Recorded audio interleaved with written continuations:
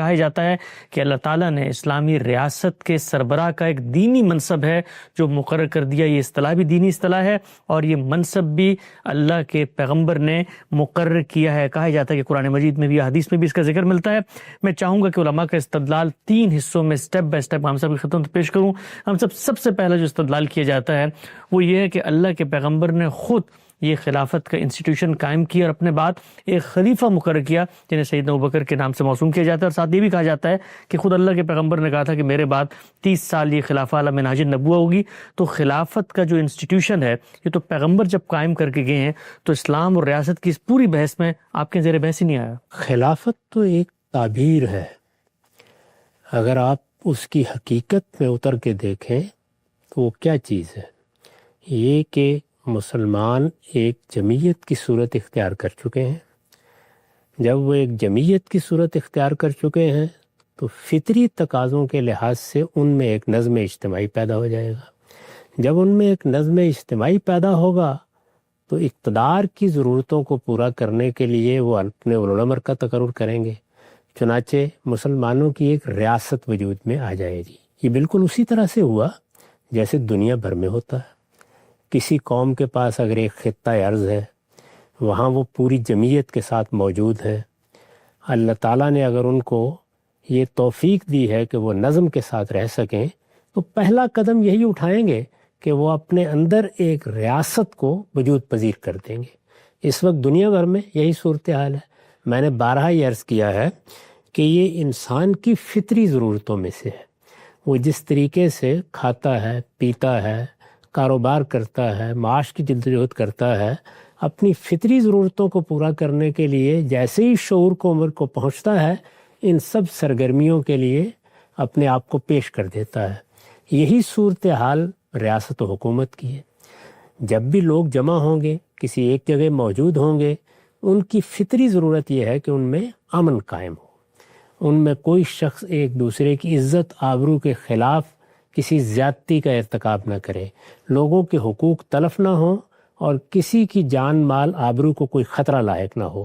اس مقصد سے لوگ اپنے اندر نظم پیدا کرتے ہیں. وہ نظم قبیلے کی سطح پر بھی ہو سکتا ہے، وہ قدیم ریاستوں کی صورت میں بھی ہو سکتا ہے، وہ اس زمانے کی بڑی سلطنتوں کی صورت میں بھی ہو سکتا ہے، وہ قومی ریاستوں کی صورت میں بھی ہو سکتا ہے. اس نوعیت کا نظم چونکہ ایک فطری تقاضے سے پیدا ہوتا ہے، اس لیے جیسے ہی رسالت مآب صلی اللہ علیہ وسلم کو مدینہ میں اقتدار حاصل ہوا، مدینہ میں اقتدار دعوت کی اس جدوجہد کا نتیجہ تھا جو آپ نے مکے میں بھی کی، اور پھر وہ لوگ جو باہر کے قبیلوں سے آ رہے تھے ان کے سامنے دعوت پیش کر کے اس کو اتمام و اکمال تک پہنچایا. ٹھیک جب مدینہ سے یا یثرب سے بعض لوگوں نے اس دعوت کو قبول کر لیا، اور وہ جس طرح کے شبلی نے اپنی سیرت النبی میں تعبیر اختیار کی ہے، اپنے علاقے کے رؤوس القبائل تھے. 2 بڑے قبیلے تھے، ایک اوس کا قبیلہ، ایک خزرج کا قبیلہ. ان کے سرداروں نے، ان کے بڑوں نے جب رسالت مآب صلی اللہ علیہ وسلم کے ہاتھ پر اسلام قبول کر لیا، آپ کو یثرب آنے کی دعوت دی، تو اس کے معنی ہی یہ تھے کہ یثرب میں ایک خطہ ارض میسر آ گیا ہے. مسلمان اب وہاں منتقل ہو سکتے ہیں. ان کے اندر ایک جمعیت پیدا کرنے کا موقع پیدا ہو گیا ہے. اب اس کے لازمی نتیجے کے طور پر وہاں حکومت قائم ہو جائے گی.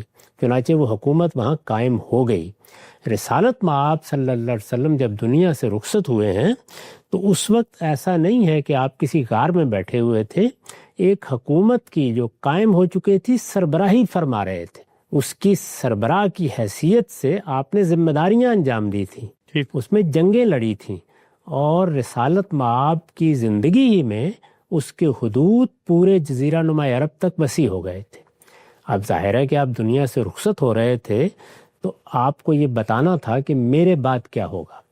یعنی ایک آپ کی وہ شخصیت تھی جس میں آپ کو پیغمبر مانا گیا، جس میں آپ نے اللہ کی ہدایت لوگوں تک پہنچائی. اس ہدایت کی پیروی تو قیامت تک لوگوں نے کرنی ہے، لیکن جو نظم اجتماعی آپ کی قیادت میں وجود پذیر ہو گیا تھا اس میں اب کیا کرنا ہے. اس موقع پر آپ نے یہ تاکید فرمائی کہ اس وقت جو مسلمانوں کی مختلف جماعتیں ہیں ان میں سب سے بڑی جماعت قریش کی جماعت ہے. مہاجرین قریش ہیں جن کو اس سے پہلے بھی عرب میں اقتدار حاصل تھا، اور مسلمان ہونے کے بعد بھی ان کی اس حیثیت میں کوئی تبدیلی نہیں ہوئی، اس لیے میرے بعد اقتدار قریش کو منتقل ہو جائے گا۔ یعنی انصار کے مقابلے میں آپ نے قریش کو ترجیح دی، اور اس کی وجہ یہ بتائی کہ الناس تبع لقریش، لوگ قریش ہی کی پیروی کرتے ہیں، سیاسی معاملات میں وہ انہی کو اپنا رہنما اور قائد سمجھتے ہیں۔ مسلمہم لمسلمہم وکافرہم لکافرہم، یعنی اس سے پہلے یہ کفر میں تھے، ان کی یہی حیثیت اس وقت بھی مانی جاتی تھی، اب یہ مسلمان ہو گئے ہیں تو ان کی یہی حیثیت مسلمان بھی مان رہے ہیں، لہٰذا ایک جماعت کی حیثیت سے مسلمانوں میں اقتدار قریش کے پاس ہوگا۔ یہ فیصلہ آپ نے فرما دیا۔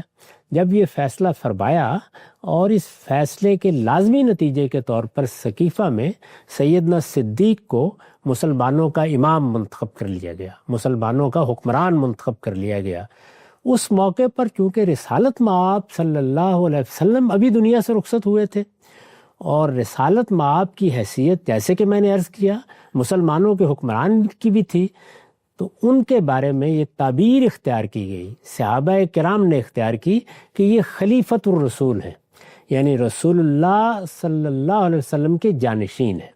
یہ عربی زبان کا ایک عام لفظ ہے جو انہوں نے جانشین کے معنی میں استعمال کیا ہے۔ قرآن مجید میں بھی یہ لفظ اسی مفہوم میں آیا ہے۔ اس کے دو اور معنی بھی ہیں، یہ نائب کے معنی میں استعمال ہو جاتا ہے، یہ بادشاہ اور صاحب اقتدار کے معنی میں استعمال ہو جاتا ہے۔ تو رسالت مآب صلی اللہ علیہ وسلم نے جس جگہ کو خالی کیا تھا، یعنی پیغمبر کی حیثیت سے نہیں، مسلمانوں کے امام کی حیثیت سے، اس جگہ پر کون بیٹھا؟ سیدنا صدیق۔ تو ان کو خلیفۃ الرسول کہا گیا، جیسے کہ عربی زبان میں یہ تعبیر اختیار کی جا سکتی ہے۔ جب یہ اصطلاح استعمال کی گئی تو پہلے مرحلے میں تو کوئی زیادہ تردد نہیں ہوا۔ جب سیدنا عمر رضی اللہ عنہ ان کی جگہ اسی مسند پر بیٹھے تو عربی زبان میں ان کے لیے بھی وہی تعبیر لوگوں نے اختیار کی اور یہ کہا کہ یہ خلیفۃ و خلیفۃ الرسول ہیں۔ سیدنا عمر نے جب یہ دیکھا کہ یہ تو معاملہ بہت دور جائے گا، یعنی خلیفۃ و خلیفۃ ہی ہوتا رہے گا، تو انہوں نے فرمایا کہ اس سے بہتر یہ ہے کہ ہم امیر المومنین کا لفظ اختیار کر لیں۔ چنانچہ اس کے بعد مسلمانوں کے حکمران کے لیے امیر المومنین کا لفظ اختیار کر لیا گیا۔ اس طرح یہ بات بالکل واضح ہو گئی کہ نہ یہ کوئی دینی اصطلاح تھی، نہ پیغمبر کا قائم کردہ کوئی منصب تھا۔ دنیا میں جیسے حکومتیں قائم ہوتی ہیں اسی طرح حکومت قائم کرنے کا موقع ملا تو مسلمانوں نے بھی حکومت قائم کی۔ اسی طریقے سے رسالت مآب صلی اللہ علیہ وسلم نے پیغمبر کی حیثیت سے بھی اور مسلمانوں کے حکمران کی حیثیت سے بھی اپنی ذمہ داریاں انجام دیں۔ جب آپ اللہ تعالیٰ کے بنائے ہوئے قاعدے کے مطابق دنیا سے رخصت ہوئے تو جس طرح جانشین مقرر کیے جاتے ہیں اسی طرح آپ کا جانشین مقرر کیا گیا۔ اس جانشین کو اگر ہم ہوتے تو رسول اللہ کا جانشین کہتے اپنی زبان میں، انہوں نے عربی زبان میں اس کے لیے خلیفہ کا لفظ موجود تھا، وہ استعمال کیا۔ جب تک وہ لفظ موضوع رہا استعمال کیا، وہ ناموضوع ہوا تو اس کو تبدیل کر کے امیر المومنین کا لفظ اختیار کر لیا۔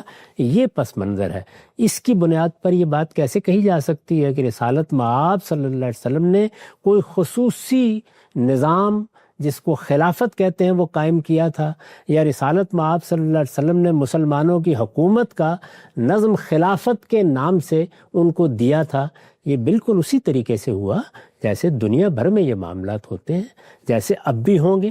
مسلمانوں کا حکمران دنیا سے رخصت ہوگا تو کوئی شخص اس کا جانشین ہوگا۔ وہ جانشینی کیسے ہونی ہے اس کے لیے کوئی دستور بھی ہو سکتا ہے، وہ کوئی ولایت عہد کا طریقہ بھی ہو سکتا ہے، جو دنیا میں رائج طریقے ہیں۔ اسی طرح سے جیسے کہ قرآن نے ہدایت کی تھی کہ امرہم شورا بینہم، مسلمانوں نے جب اپنا حکمران منتخب کیا تو اس کے لیے یہ لفظ استعمال کیا، اس کی ناموزونیت واضح ہو گئی تو دوسرا لفظ اختیار کر لیا۔ نقطہ بالکل واضح ہو جاتا ہے۔ اچھا ہم صاحب ایک ضمنی سی پہلو ذرا اس پہلے استدلال پہ بیان کیجیے کہ ارشاد محمد صلی اللہ علیہ وسلم کی نسبت سے آتا ہے کہ میرے بعد 30 سال تک خلافہ علی منہاج النبوہ ہوگا، تو ابھی یہ خلافت علی منہاج النبوہ یہ تو ایک تعبیر سی معلوم ہوتی ہے نا؟ اس میں آپ نے یہ بتایا کہ میں نے جس طریقے سے حکومت کی ہے میرے جانشین بھی اسی طریقے سے حکومت کریں۔ اچھا، اس روایت پر میں اس وقت گفتگو نہیں کرتا کہ اس کی سند کی کیا نوعیت ہے، یہ کتنی قابل اعتماد ہے، اس پر بہت کچھ جرح ہیں آپ جانتے ہیں۔ میں اس پوری بات کو اسی طرح قبول کر کے یہ کہتا ہوں کہ اس میں رسالت مآب صلی اللہ علیہ وسلم نے خود علی منہاج النبوہ کے الفاظ استعمال کیے اور اس طرح یہ بتایا کہ خلافت تو جانشینی ہے، وہ کسی بھی شخص کو حاصل ہو سکتی ہے۔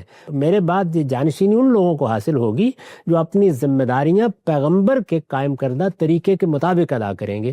اسی کو عربی زبان میں علی منہاج النبوہ کہا جاتا ہے، اور اسی پہلو کو سامنے رکھ کر بعد میں ہم نے راشدہ کی تعبیر اختیار کی، یعنی خود اپنی ذات میں خلافت کوئی دینی یا مذہبی چیز نہیں ہے۔ وَلَا مِنْہَاجِ النَّبُوَّہ یا راشدہ کے الفاظ اسی لیے اضافہ کیے جاتے ہیں۔ راشدہ کا مطلب یعنی جو ہدایت پر ہے، جس نے رشد کو اختیار کر لیا ہے، نیکی اور خیر کو اختیار کر لیا ہے۔ جب اس طرح کی حکومت قائم کی گئی تو اس کو خلافت راشدہ کہا گیا، یا وہ پیغمبر کے طریقے کی پیرو ہے تو اسے علی منہاج النبوہ کہا گیا۔ یہ اضافے خود بتا رہے ہیں کہ لفظ خلافت میں کوئی دینی مفہوم موجود نہیں ہے، وہ عربی زبان کا ایک عام لفظ ہے، چنانچہ اگر کوئی دینی پہلو اس میں پیدا کرنا ہے تو یہ اضافے کرنے پڑیں گے۔ نقطہ بالکل واضح ہو جاتا ہے۔ ہم سے جو پہلا استدلال تھا کہ رسالت مآب صلی اللہ علیہ وسلم نے خود ایک انسٹیٹیوشن قائم کیا ہے، واضح ہو جاتا ہے کہ امرہم شورا بینہم کے طرز پہ ہی رسول اللہ صلی اللہ علیہ وسلم کے بعد جس شخص نے حکمران بننا تھا وہ حکمران بنا اور اس کو خلیفہ قرار دے دیا گیا۔ اچھا، ہم سب آگے بڑھاتے ہیں سلسلہ گفتگو کو۔ یہ جو آپ نے اس وقت پیشکش کی ہے، اس کو اگر قبول کر لیں تو اس پر جو اگلا اعتراض ہے علماء کی جانب سے وہ یہ کہ اگر خلافت کوئی مذہبی انسٹیٹیوشن نہیں ہے، کوئی دینی اصطلاح نہیں ہے، تو پھر قرآن مجید نے متعدد مقامات پر خود خلیفہ کا لفظ کیوں استعمال کیا؟ اگر قرآن مجید میں ایک لفظ استعمال ہوا ہے تو گویا وہ تو دینی اصطلاح بن گئی۔ سورہ بقرہ میں آتا ہے، سورہ صاد میں آتا ہے، اس طرح سورہ نور کے اندر آتا ہے انی جاعل فی الارض خلیفہ ہے، سیدنا داؤد کو کہا ہم نے تمہیں خلیفہ مقرر کر دیا۔ اس طرح سے مومنین کو بشارت دی کہ لا یستخلفنہم فی الارض، زمین میں ہم پھر تمہیں خلافت عطا کر دیں گے۔ اگر خلافت دینی اصطلاح نہیں ہے جیسے آپ نے بتایا تو پھر قرآن مجید تو اس کو باقاعدہ خلیفہ کا نام لے کر بیان کرتا ہے۔ آپ کو یاد ہوگا کہ میں نے 2015 میں ایک مضمون لکھا تھا، اس میں نے یہ بتایا تھا کہ اسلام اور ریاست کے باہمی تعلق کو کس نظر سے دیکھنا چاہیے۔ اسلام اور ریاست ایک جوابی بیانیہ کے زیر عنوان یہ مضمون لکھا گیا تھا۔ اس میں نے اس موضوع پر بھی اپنی رائے بیان کی تھی، یعنی یہ خلافت کیا چیز ہے، اس کی دینی حیثیت کیا ہے۔ اس کے جواب میں بہت سے اہل علم نے مضامین لکھے، اسی میں ایک مضمون مولانا تقی عثمانی صاحب کا تھا۔ میں نے اس کے جواب میں پھر اپنے موقف کی مزید وضاحت کی۔ میں اس کا ایک حصہ آپ کے سامنے رکھ دیتا ہوں، اس سے بالکل واضح ہو جائے گا کہ اس باب میں کیا غلط فہمی بالعموم لوگوں کو لاحق ہوتی ہے۔ میں نے لکھا تھا، اس میں شبہ نہیں کہ خلافت کا لفظ اب کئی صدیوں سے اصطلاح کے طور پر استعمال ہوتا ہے، یعنی ہمارے ہاں یہ اصطلاح بن چکی ہے۔ اس میں شبہ نہیں کہ خلافت کا لفظ اب کئی صدیوں سے اصطلاح کے طور پر استعمال ہوتا ہے، لیکن یہ ہرگز کوئی دینی اصطلاح نہیں ہے۔ یہ کوئی دینی اصطلاح نہیں ہے۔ دینی اصطلاحات رازی، غزالی، ماوردی، ابن حزم اور ابن خلدون کے بنانے سے نہیں بنتی، اور نہ ہر وہ لفظ جسے مسلمان کسی خاص مفہوم میں استعمال کرنا شروع کر دیں دینی اصطلاح بن جاتا ہے۔ یہ اللہ اور اس کے رسولوں کے بنانے سے بنتی ہیں۔ ہم جب کسی چیز کو کہتے ہیں یہ دینی اصطلاح ہے تو اس کی سند اللہ اور اس کے رسول سے ملنی چاہیے۔ بعد کے زمانوں میں مسلمانوں کے اہل فکر نے بہت سی اصطلاحات بنائی ہیں۔ علم عمرانیات کی اصطلاحات ہیں، علم نحو کی اصطلاحات ہیں، علم صرف کی اصطلاحات ہیں، علم لغت کی اصطلاحات ہیں، اصول فقہ کی اصطلاحات ہیں، اصول حدیث کی اصطلاحات ہیں۔ یہ اصطلاحات ان علوم و فنون کی اصطلاحات ہیں، مسلمانوں کے اہل علم نے بنائی ہیں، لیکن یہ دینی اصطلاحات نہیں ہیں۔ یہ اللہ اور اس کے رسولوں کے بنانے سے بنتی ہیں، یعنی دینی اصطلاحات جب بنیں گی اللہ بنائے گا، اس کے پیغمبر بنائیں گے، اور اسی وقت قابل تسلیم ہوتی ہیں جب ان کا اصطلاحی مفہوم قرآن و حدیث کے نصوص یا دوسرے الہامی صحائف سے ثابت کر دیا جائے۔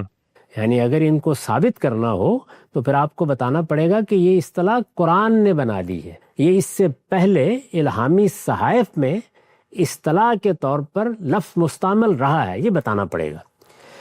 صوم، صلاۃ اور حج و عمرہ وغیرہ اسی لیے دینی اصطلاحات ہیں۔ یہ صوم، صلاۃ، حج و عمرہ ہماری دینی اصطلاحات ہیں، لا ریب۔ صوم، صلاۃ اور حج و عمرہ وغیرہ اسی لیے دینی اصطلاحات ہیں کہ انہیں اللہ اور اس کے رسولوں نے یہ حیثیت دی ہے اور جگہ جگہ ان کے اصطلاحی مفہوم میں استعمال کیا ہے۔ یعنی صلاۃ کے بھی ایک لغوی معنی ہے، وہ قرآن میں اس لغوی مفہوم میں بھی استعمال ہوا ہے، لیکن قرآن نے اس کو اصطلاحی مفہوم میں بھی جگہ جگہ استعمال کیا ہے۔ اب جب قرآن نے اس کو اصطلاحی مفہوم میں استعمال کر دیا تو یہ ایک دینی اصطلاح ہے، اس کو دینی اصطلاح مانا جائے گا۔ صوم، صلاۃ اور حج و عمرہ وغیرہ اسی لیے دینی اصطلاحات ہیں کہ انہیں اللہ اور اس کے رسولوں نے یہ حیثیت دی ہے اور جگہ جگہ ان کے اصطلاحی مفہوم میں استعمال کیا ہے۔ لفظ خلافت اس کے برخلاف عربی زبان کا ایک لفظ ہے، یعنی اس کو کبھی قرآن نے کسی اصطلاحی مفہوم میں استعمال نہیں کیا۔ اس کو رسالت مآب صلی اللہ علیہ وسلم نے بھی کبھی اصطلاح کے طور پر استعمال نہیں فرمایا۔ لفظ خلافت اس کے برخلاف عربی زبان کا ایک لفظ ہے، جیسے مختلف الفاظ ہوتے ہیں، اور نیابت، جانشینی اور حکومت و اقتدار کے معنی میں استعمال ہوتا ہے۔ یہ سیاق و سباق بتاتا ہے کہ کہاں یہ جانشینی کے مفہوم میں آ گیا ہے، کہاں یہ نیابت کے مفہوم میں مستعمل ہے، کس جگہ اس سے متکلم نے اقتدار مراد لیا ہے۔ بادشاہی، اقتدار، حکومت اس معنی میں بھی آتا ہے۔ یہ اس کے لغوی مفاہیم ہیں اور قرآن و حدیث میں ہر جگہ یہ اپنے لغوی مفاہیم ہی میں سے کسی ایک مفہوم میں استعمال ہوا ہے۔ پورا قرآن کسی بھی اصطلاحی مفہوم میں اس کے استعمال سے خالی ہے، لٹرل میننگ ہے۔ یہ ہر جگہ لغوی مفہوم میں استعمال ہوا ہے۔ چنانچہ قرآن کی جو آیات خلیفہ اور خلافت کے الفاظ کو ان کے ترجمے میں بین ہی قائم رکھ کر لوگوں کو یہ باور کرانے کے لیے پیش کی گئی ہیں کہ قرآن نے یہ لفظ کسی خاص اصطلاحی مفہوم میں استعمال کیا ہے، انہیں کسی مستند ترجمے یا تفسیر میں دیکھ لیجئے، حقیقت اس طرح واضح ہو جائے گی کہ آپ کے پاس بھی تبصرے کے لیے کوئی الفاظ باقی نہیں رہیں گے، جس طرح کہ میرے ناقدین میں سے ایک صاحب علم کے پاس نہیں رہے۔ یعنی انہوں نے یہ کیا تھا کہ قرآن کی آیات نقل کی، وہی آیات جن کا آپ نے حوالہ دیا ہے، اور ان کا ترجمہ کرتے ہوئے ہر جگہ لفظ خلافت استعمال کیا۔ تو میں نے یہ بتایا ہے کہ یہ لفظ خلافت کو آپ ترجمے میں بین ہی رکھ کر یہ تاثر یہاں تو دے سکتے ہیں، لیکن کیا قرآن مجید کے مترجمین نے، اہل تفسیر نے بھی یہی کیا ہے؟ انہوں نے اس کو اصطلاح کے طور پر لے کر اسی لفظ کو نیچے رکھ کے ایسے ہی اس کا مدعا واضح کیا ہے۔ میں یہاں دو جلیل القدر علماء کے تراجم پیش کیے دیتا ہوں، ملاحظہ فرمائیے۔ سورہ بقرہ کی آیت 30 شاہ عبد القادر کا ترجمہ ہے، اور جب کہا تیرے رب نے فرشتوں کو مجھ کو بنانا ہے زمین میں ایک نائب، انی جاعل فی الارض خلیفہ، انی جاعل فی الارض خلیفہ، تو دیکھیے انہوں نے ترجمہ کیا کیا؟ نائب۔ اس کے بعد مولانا محمود الحسن کا ترجمہ ہے، اور جب کہا تیرے رب نے فرشتوں کو کہ میں بنانے والا ہوں زمین میں ایک نائب، انہوں نے وہی ترجمہ کیا۔ اب سورہ صاد پر آ جائیے، آیت 38 ہے۔ شاہ عبد القادر کا ترجمہ ہے، اے داؤد ہم نے کیا تجھ کو نائب ملک میں، سو تو حکومت کر لوگوں میں انصاف سے۔ یعنی انا جعلنا کا خلیفتن فی الارض کو انہوں نے اس طرح ادا کیا، اے داؤد ہم نے کیا تجھ کو نائب ملک میں، تو حکومت کر لوگوں میں انصاف سے۔ مولانا محمود الحسن کا ترجمہ ہے، اے داؤد ہم نے کیا تجھ کو نائب ملک میں، سو تو حکومت کر لوگوں میں انصاف سے۔ یعنی انہوں نے بین ہی اسی ترجمے کو اختیار کر لیا ہے۔ اب سورہ نور میں دیکھیے، جہاں استخلاف کی آیت ہے، اس کا کیا ترجمہ کیا ہے لوگوں نے؟ شاہ عبد القادر کا ترجمہ ہے، وعدہ دیا اللہ نے جو لوگ تم میں سے ایمان لائے ہیں اور کیے ہیں انہوں نے نیک کام، البتہ پیچھے حاکم کرے گا ان کو ملک میں۔ یعنی یہاں ترجمہ کیا کیا؟ حاکم کرے گا ان کو ملک میں جیسا حاکم کیا تھا ان سے اگلوں کو، ٹھیک کما استخلف الذین من قبلکم۔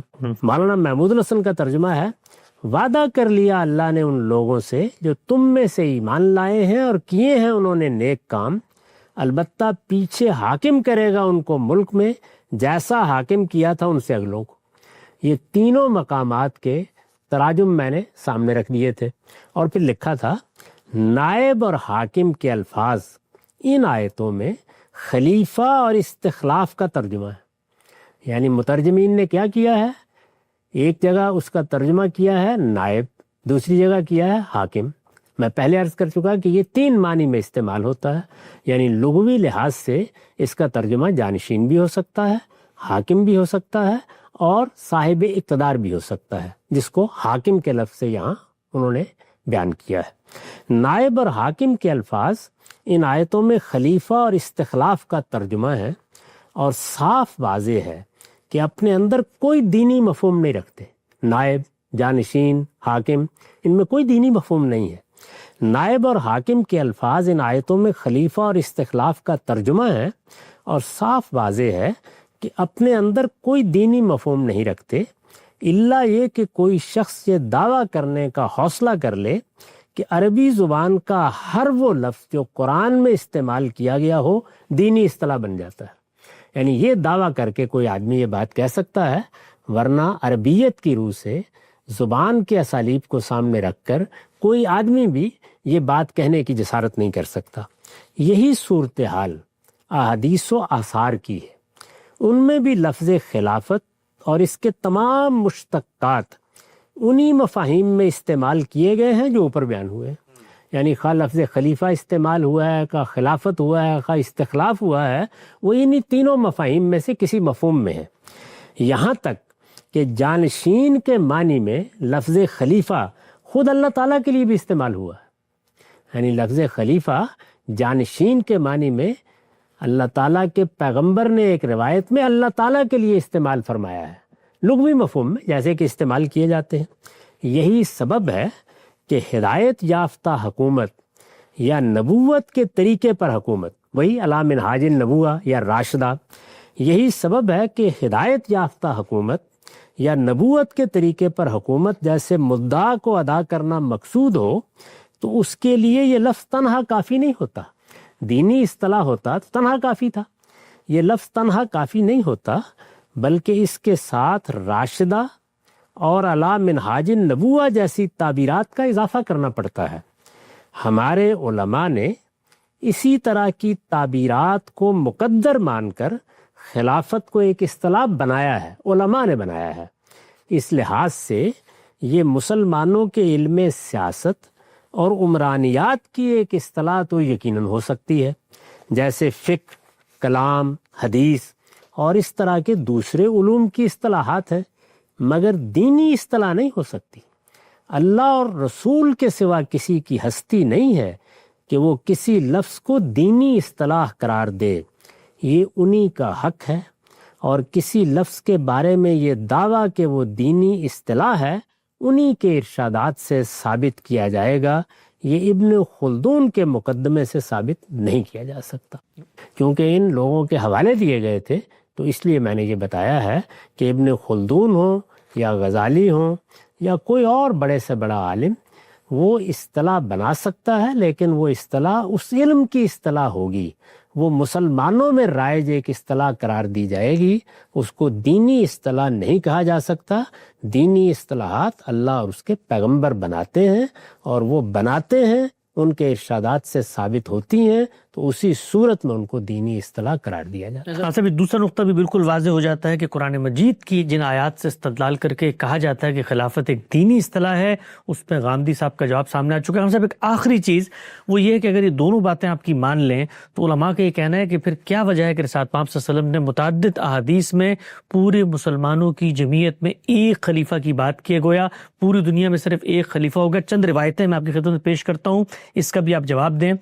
ارشاد فرمایا، جو شخص تمہارے پاس آئے اور تم ایک شخص کے خلیفہ پر متحد ہو اور وہ تمہارے درمیان اتحاد کو توڑنا چاہیے، تمہاری جماعت میں تفرقہ ڈالنا چاہے تو اسے قتل کر دو. اس طرح ایک اور جگہ پہ ارشاد فرمایا، مسلم کی حدیث ہے، جب 2 خلیفوں کے لیے بیعت لی جائے تو ان میں سے ایک دوسرے کو قتل کر دے گا. اور آخری روایت زمانے پیش کی جاتی ہے، جس نے کسی امام کی بیعت کی اور اس کے ساتھ ہاتھ اور دل سے وفاداری کا عہد لیا تو جہاں تک اس کی استطاعت ہو اس کی اطاعت کرے. اگر کوئی دوسرا آ کر اس سے خلافت چھیننے کی کوشش کرے تو اس دوسرے کی گردن مار دو. اگر یہ پوری کی پوری بات جو آپ نے بیان کی وہ درست ہے تو پھر اللہ کے پیغمبر کہہ رہے ہیں ایک خلیفہ ہونا چاہیے، اس کا مطلب خلافت کے بارے میں کچھ دینی ہدایت تو آ گئی سامنے. یہ روایات اس وقت بھی پیش کی گئی تھیں جب علماء نے میرے نقطہ نظر پر تنقید کی۔ ان کے بارے میں کچھ کہنے سے پہلے میں یہ عرض کرنا چاہوں گا کہ یہ میری بھی آرزو ہو سکتی ہے، آپ کی بھی آرزو ہو سکتی ہے کہ مسلمانوں کی ایک حکومت دنیا میں قائم ہو جائے۔ ہم یہ دیکھ رہے ہیں کہ 50 ریاستوں نے مل کر ریاستہائے متحدہ امریکہ کو قائم کیا ہے۔ جی، ہمارے ہم 57 کے قریب ممالک ہیں، انڈونیشیا سے لے کر مراکش تک۔ اگر وہ سب ایک حکومت کی صورت اختیار کر لیتے ہیں تو اس سے زیادہ اچھی بات کیا ہو سکتی ہے؟ ٹھیک۔ اس کے لیے لوگ اگر جدوجہد کرتے ہیں یا توجہ دلاتے ہیں یا اس کے کوئی منصوبے پیش کرتے ہیں تو ان کا خیر مقدم ہی ہونا چاہیے۔ آپ کے علم میں ہوگا کہ ہندوستان کے ایک جلیل القدر عالم مولانا وحید الدین خان نے اس کے لیے ایک نہایت قابل عمل تجویز پیش کی تھی۔ انہوں نے لکھا تھا کہ اس وقت جزیرہ نما عرب میں ایک بادشاہت قائم ہے۔ جزیرہ نما عرب کو مسلمانوں کے دل کی حیثیت حاصل ہے، وہاں اللہ کا حرم ہے، ہم سب مسلمان دنیا بھر میں اس کو اپنا مرکز سمجھتے ہیں، وہ ہمارے لیے دنیا میں ایک مرکز محسوس کی حیثیت رکھتا ہے۔ چنانچہ اگر مسلمانوں کے تمام ممالک جزیرہ نما عرب کی بادشاہت کے ساتھ وہی تعلق قائم کر لیں جو تعلق کینیڈا کا، نیوزی لینڈ کا اور آسٹریلیا کا شاہ برطانیہ کے ساتھ ہے تو یہ بہت اچھی بات ہوگی۔ اس نوعیت کی دوسری تجویزیں بھی پیش کی جا سکتی ہیں۔ مسلمان سب مل کر ایک طاقت بن جائیں، ان کی پوری مملکت کے وسائل مجتمع ہو جائیں، مسلمانوں کے لیے نقل مکانی کی پابندیاں اٹھ جائیں، ان کی اجتماعی قوت دنیا میں اپنی حیثیت منوائے۔ یہ کون شخص ہے جس کی آرزو نہیں ہوگی؟ اس لیے یہ زیر بحث نہیں ہے۔ اصل سوال یہ ہے کہ اس معاملے کی دینی حیثیت کیا ہے۔ چنانچہ نہ یہ خلافت کوئی دینی اصطلاح ہے، نہ اگر ہم اس نوعیت کا کوئی نظم قائم کریں، یعنی پوری دنیا کے مسلمان ممالک مل کر کوئی نظم قائم کریں تو اس کے لیے خلافتی کا لفظ اختیار کرنا ضروری ہے۔ میں نے ابھی عرض کیا کہ اس کو ہم ریاستہائے متحدہ اسلامیہ بھی کہہ سکتے ہیں، کوئی اور تعبیر بھی اس کے لیے مستعار لے سکتے ہیں۔ ان میں سے کوئی چیز بھی دین کا تقاضا نہیں ہے۔ یہ بنیادی بات سمجھ لینے کے بعد اب یہ دیکھیے کہ ان روایات کی کیا حیثیت ہے۔ میں نے اس وقت اسی مضمون میں ان روایتوں پر بھی تبصرہ کیا تھا جس کا ایک حصہ ابھی میں نے آپ کو پڑھ کے سنایا۔ اب یہ دوسرا حصہ بھی سن لیجئے۔ میں نے لکھا ہے، رہی یہ بات کہ دنیا میں مسلمانوں کی ایک ہی حکومت ہونی چاہیے اور یہ اسلام کا حکم ہے۔ پھر سن لیجئے، رہی یہ بات کہ دنیا میں مسلمانوں کی ایک ہی حکومت ہونی چاہیے اور یہ اسلام کا حکم ہے، تو قرآن سے واقف ہر صاحب علم جانتا ہے کہ وہ اس طرح کے کسی حکم سے یکسر خالی ہے۔ یعنی کوئی دینی حکم نہیں ہے جس میں یہ تقاضا کیا گیا ہو۔ البتہ جس طرح کہ میں نے ابھی عرض کیا، ایسا ہو تو کیا کہنے۔ 2 حدیثیں البتہ اس کے حق میں پیش کی جاتی ہیں۔ ان میں سے ایک یہ ہے کہ رسول اللہ صلی اللہ علیہ وسلم نے فرمایا، بنی اسرائیل پر نبی حکومت کرتے تھے، چنانچہ ایک نبی دنیا سے رخصت ہوتا تو دوسرا اس کی جگہ لے لیتا تھا، لیکن میرے بعد کوئی نبی نہیں ہے۔ حکمران البتہ ہوں گے اور بہت ہوں گے۔ پوچھا گیا، ان کے بارے میں آپ ہمیں کیا حکم دیتے ہیں؟ آپ نے فرمایا، پہلے کے ساتھ عہد اطاعت کو پورا کرو، پھر اس کے ساتھ جو اس کے بعد پہلا ہو۔ دوسری یہ ہے، یہ ایک حدیث ہے، دوسری یہ ہے کہ جب 2 حکمرانوں کی بیعت کر لی جائے تو دوسرے کو قتل کر دو۔ اسی کی ایک صورت آپ نے اور بھی پیش کی ہے۔ اس دوسری حدیث پر تو اگرچہ سند کے لحاظ سے بھی بہت کچھ کلام کیا گیا ہے، لیکن برسبیل تنزل مان لیجئے تب بھی یہ حقیقت ناقابل انکار ہے کہ ان حدیثوں میں وہ بات ہرگز نہیں کہی گئی جو ان سے ثابت کرنے کی کوشش کی جاتی ہے۔ ان میں جو کچھ کہا گیا ہے وہ یہ ہے کہ مسلمان اگر اپنی حکومت کے لیے کسی شخص کے ہاتھ پر بیعت کر لیں اور اس کے بعد کوئی دوسرا بغاوت کر کے اٹھ کھڑا ہو اور لوگوں کو بیعت کی دعوت دے تو ہر مسلمان کو پہلی بیعت پر قائم رہنا چاہیے۔ یہ بات کہی گئی. یعنی ایک نظم ہمارا پاکستان میں قائم ہے، ایک افغانستان میں قائم ہے، ایک ایران میں قائم ہے، اسی طرح 57 ممالک میں. ان ملکوں میں اگر ایک حکومت قائم ہو گئی ہے اور کوئی دوسرا اس کے مقابل میں اٹھ کر اپنی حکومت قائم کرنے کی دعوت دیتا ہے تو یہ روایت بتا رہی ہے کہ اس میں ہمیں کیا رویہ اختیار کرنا ہے. ٹھیک ٹھیک ٹھیک. ان میں جو کچھ کہا گیا ہے وہ یہ ہے کہ مسلمان اگر اپنی حکومت کے لیے کسی شخص کے ہاتھ پر بیعت کر لیں اور اس کے بعد کوئی دوسرا بغاوت کر کے اٹھ کھڑا ہو اور لوگوں کو بیعت کی دعوت دے تو ہر مسلمان کو پہلی بیعت پر قائم رہنا چاہیے. یہ وہی بات ہے کہ مسلمان اپنے نظم اجتماعی کے ساتھ رہیں گے، الجماعت کے ساتھ رہیں گے. اس پر ہم تفصیل سے گفتگو کر چکے ہیں. نیز یہ کہ اگر دوسرا اپنی حکومت کا اعلان کر دے، یعنی ایک حکومت قائم ہو گئی، ایک شخص نے بغاوت کی اور اپنی حکومت کا اعلان کر دیا. نیز یہ کہ اگر دوسرا اپنی حکومت کا اعلان کر دے اور کچھ لوگ اس کی بیعت بھی کر لیں تو اس کو قتل کر دیا جائے. یہ صورت بعض اوقات پیدا ہو جاتی ہے. اس وقت بھی اگر آپ دیکھیں تو بعض مسلمان ملکوں میں یہی صورت پیدا ہوئی ہے. یہ ظاہر ہے کہ ایسی ہدایات ہیں جن کی معقولیت ہر شخص پر واضح کی جا سکتی ہے. یعنی اگر امریکہ میں ڈونلڈ ٹرمپ کی حکومت قائم ہو گئی ہے اور مقابل میں کوئی شخص کھڑا ہو کر اپنی حکومت کی دعوت دے تو یہاں کیا سلوک کیا جائے گا اس کے ساتھ. یہ ظاہر ہے کہ ایسی ہدایات ہیں جن کی معقولیت ہر شخص پر واضح کی جا سکتی ہے. چنانچہ رسول اللہ صلی اللہ علیہ وسلم کے دنیا سے رخصت ہو جانے کے بعد جب انصار میں سے ایک شخص نے یہ تجویز پیش کی کہ انصار اور مہاجرین دونوں میں سے ایک ایک حکمران بنا لیا جائے تو سیدنا عمر نے اسی اصول پر فرمایا کہ یہ تو ایک نیام میں دو تلواریں ہو جائیں گی. اور صدیق اکبر رضی اللہ عنہ نے بھی اس موقع پر لوگوں کو متنبہ کیا کہ ایک ہی مملکت میں دو حکمران نہیں ہو سکتے. یہ مدعا ہے اس لیے کہ اس کا نتیجہ یہی نکلے گا کہ سخت اختلافات پیدا ہو جائیں گے، صلاح کے بجائے فساد بڑھے گا، پورا نظم منتشر ہو کر رہ جائے گا. اور رسول اللہ صلی اللہ علیہ وسلم نے لوگوں کو جس طریقے پر چھوڑا تھا اس کی جگہ یہ بدعت لے لے گی کہ ایک ہی مملکت میں دو لوگ حکومت کر رہے ہوں گے. ان روایتوں کی نسبت، دونوں روایتوں کی، ان روایتوں کی نسبت اگر خدا کے پیغمبر کی طرف صحیح ہے تو آپ نے جو کچھ فرمایا وہ یہی تھا. یعنی یہ ہدایت کی گئی تھی کہ جب مسلمانوں کی ایک حکومت قائم ہو جائے تو پھر اس میں اختلال پیدا کرنا، پھر اس کے مقابلے میں اٹھنا، پھر اس کو درہم برہم کرنے کی صحیح کرنا یہ ناجائز ہے اور یہ فساد فی الارض ہے، یہ حرابہ ہے. جو لوگ اس کا ارتکاب کریں انہیں موت کی سزا دی جا سکتی ہے، یہ فرمایا تھا آپ نے. ان سے یہ بات کسی منطق سے بھی برآمد نہیں کی جا سکتی کہ اسلام نے اپنے ماننے والوں کو دنیا میں ایک ہی حکومت قائم کرنے کا حکم دیا ہے. یعنی یہ ان روایات میں بات سرے سے بیان ہی نہیں ہوئی. جو حکومت بھی قائم ہو جائے اس حکومت میں کوئی انتشار پیدا نہیں کرنا چاہیے. ٹھیک. اس میں بغاوت اور مفارقت کا طریقہ اختیار نہیں کرنا چاہیے. وہ الجماعت ہے، اس کے ساتھ رہنا چاہیے. اس کو اگر کوئی شخص توڑنے کی کوشش کرتا ہے تو ان روایتوں میں بھی جن پر ہم بحث کر چکے ہیں یہی کہا گیا تھا کہ ماتا میتتن جاہلیہ، یہ جاہلیت کی موت ہوگی.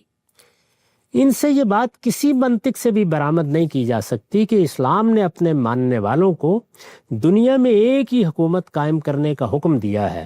اور اسلام کے داعی اگر کبھی امریکہ، برطانیہ یا دنیا کے کسی دوسرے ملک میں لوگوں کی اکثریت کو مشرف با اسلام کرنے میں کامیاب ہو جائیں تو ان احادیث و آثار کی روح سے وہ اپنے ملک میں اپنی الگ حکومت قائم نہیں کر سکتے، اور اگر کریں گے تو گناہ گار ہوں گے، جس طرح کہ اس وقت 50 کے قریب ممالک کے مسلمان ہو رہے ہیں. یعنی یہ حکم نہیں دیا گیا کہ اگر کسی جگہ کے لوگ مسلمان ہو جائیں، دور دراز کے علاقے میں اپنی حکومت قائم کریں تو ان کو یہ حق حاصل نہیں ہے. حکومتیں لوگ اپنی قائم کریں، بہت اچھی بات ہے کہ سب مل کر ایک حکومت بن جائیں. یہ بھی بہت اچھی بات ہے کہ اس کے لیے ہم اپنی ہی اصطلاح استعمال کر لیں، یعنی خلافت کی اصطلاح، لیکن ان میں سے کوئی چیز بھی دین کا حکم نہیں ہے. دین یہ تقاضا کر رہا ہے کہ جب ایک حکومت قائم ہو جائے گی، جب مسلمانوں کا نظم اجتماعی وجود میں آ جائے گا، اس کو پھر اختلال میں مبتلا نہیں کیا جا سکتا. یہ بات کہی گئی ہے. علماء کو متنبہ رہنا چاہیے کہ خدا کے دین میں جو بات جتنی ہو اسے اتنا ہی رکھا جائے. یہ کسی عالم اور فقیہ اور محدث کا حق نہیں ہے کہ وہ لوگوں کو ایک ایسی بات کا مکلف ٹھہرائے جس کا مکلف ان کے پروردگار نے ان کو نہیں ٹھہرایا. اللہ تعالیٰ نے یہ ذمہ داری نہیں ڈالی تو پھر علماء کا بھی یہ کام نہیں ہے.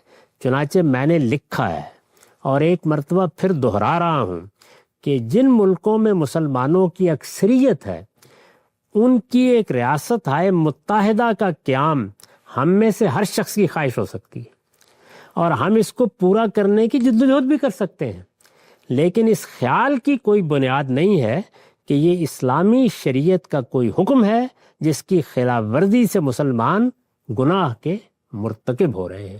چنانچہ اس موقع پر جب یہ بحث ہوئی تھی تو میں نے بار بار توجہ دلائی تھی کہ مسلمانوں کے ہاں تو پہلی صدی کے بعد ہی ان کی 2 حکومتیں قائم ہو گئی جی. ہسپانیہ کی دولت امویہ اور بغداد کی دولت عباسیہ. کسی نے بھی کبھی نہیں کہا کہ یہ کوئی گناہ کا کام ہو گیا ہے. وہ حکومت بھی اپنی جگہ صدیوں قائم رہی اور یہ حکومت بھی اپنی جگہ صدیوں قائم رہی. اس معاملے میں مسلمانوں کا علم ہمیشہ بالکل واضح رہا ہے. یہ ہماری آرزو ہے، یہ ہماری خواہش ہے، یہ بہت اچھی بات ہے، اے کاش ایسا ہو جائے، لیکن یہ دین کا کوئی حکم ہے. دین کے شواہد و نظائر میں اس کے لیے کوئی استدلال موجود نہیں.